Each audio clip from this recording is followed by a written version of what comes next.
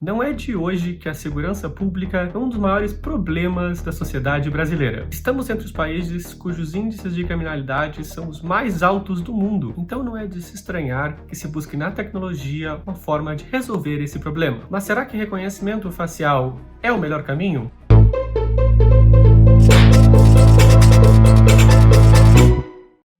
Olá, eu sou o Christian Perrone e nessa websérie vamos explorar juntos o futuro e o perigo da era digital. Afinal, o que é a tecnologia de reconhecimento facial? De um modo geral, são sistemas que permitem identificar uma pessoa por meio de imagem. Efetivamente, o que ela faz é entender que se trata de uma pessoa, mapeia o rosto do indivíduo e, por último, compara com um banco de dados já existente e verifica a identidade desse alguém. Ou seja, uma máquina que consegue saber se quem está passando na frente da câmera é você mesmo ou outra pessoa. Nos últimos anos, temos observado, de um lado, o crescimento da implementação do reconhecimento facial como uma solução para a segurança pública, de outro, uma série de cidades, países ou regiões consideraram banir ou uma moratória para esta tecnologia, pois poderia trazer uma série de riscos para a sociedade e para os indivíduos. Nesse sentido, conversamos com CAF para entender esse aparente paradoxo. Todos querem se sentir mais seguros. O importante é saber qual é o preço a pagar por essa sensação de segurança. E, a seguir, se perguntar se essa segurança verdadeiramente foi entregue.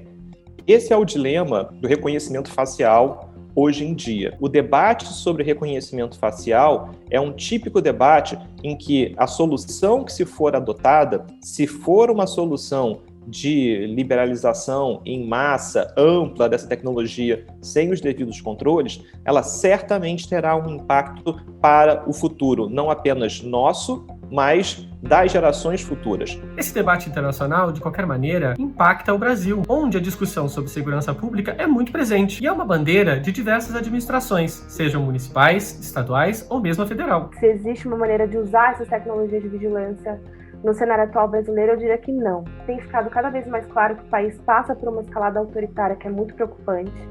E essa escalada autoritária tem, em alguma medida, sido alimentada também por atividades ou condutas de órgãos que também falam muito e praticam muito coleta e processamento de dados pessoais. A gente está falando não só de controlar movimentação, né? Ou não só, a gente não está falando de ações isoladas como colocar reconhecimento facial numa estação de metrô em São Paulo para medir reação à propaganda. A gente está falando também de reconhecimento facial para me dizer se Bruna ou Fernanda ou a pessoa que está no meu lado na rua, ela tem mais cara de criminoso do que eu. É muito problemático a gente implementar esse tipo de tecnologia que ainda apresenta muitos erros de acuracidade, identificação de pessoas, porque eu acho que no limite a gente vai estar só reforçando esses mesmos problemas estruturais que passam por questões de raça, de gênero e também muitas outras questões também de status sociais também, sabe? No estado atual de desenvolvimento desse tipo de tecnologia,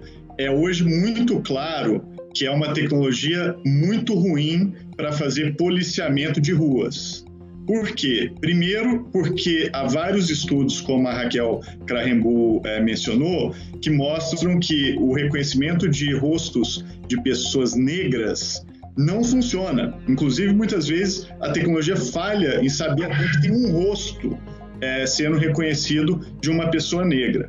Então, isso gera uma série de problemas, dentre eles os problemas de falso positivo. Então, uma pessoa está andando na rua e, de repente, a tecnologia acusa que o rosto dela bate com alguém que foi acusado de um crime.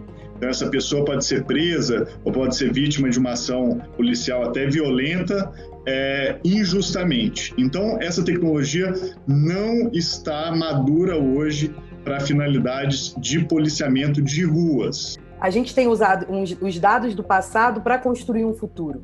E esses dados, eles também têm culturas embutidas neles, né? Eles também têm arquétipos embutidos neles. Então, isso é muito perigoso, porque se a gente for pensar que a gente tem usado a inteligência artificial para projetar um futuro, a gente está basicamente trabalhando com dados de um passado /presente que é opressor, que exclui um monte de gente, né? Que reproduz um conjunto de preconceitos. E a gente sabe também que o reconhecimento facial e a inteligência artificial, né, trabalham com probabilidades, ou seja, é impreciso. não é uma coisa certa, né? Não é cartesiano, não é exato. Então, isso traz uma série de problemas quando a gente começa a delegar um monte de decisões para os algoritmos. Essa imprecisão, inclusive, ela acontece muito em relação às pessoas racializadas. Aqui no Brasil, a gente tem um dado aí da Rede de Observatório de Segurança que diz que mais de 90% das prisões feitas por reconhecimento facial foram de pessoas negras.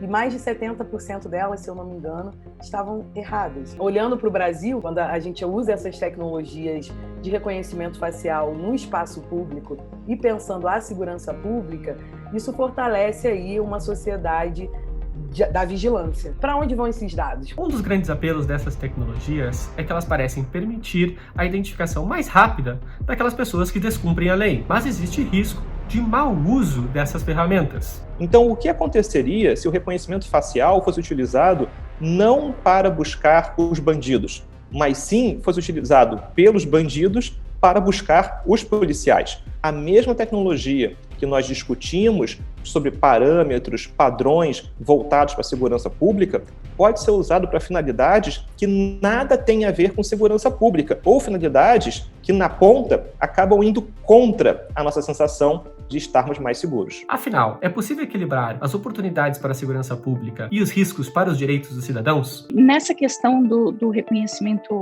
facial, a gente tem um desafio tremendo e uma premissa importante de se estressar, que é a premissa da confiança no sistema digital, né? As empresas digitais, elas trabalham muito com a premissa, né, do trust, que é baseado na proteção de dados e na questão da segurança da informação, e uma preocupação com, de fato, a utilização que a tecnologia vai fazer. E acho que a gente não consegue resolver todos os problemas da tecnologia por meio da regulação ou por meio da legislação. Então, a dificuldade é a gente achar o equilíbrio. Atualmente, com as garantias que essa tecnologia traz, ele ainda não está no ponto ideal e ele pode trazer mais prejuízos do que benefícios.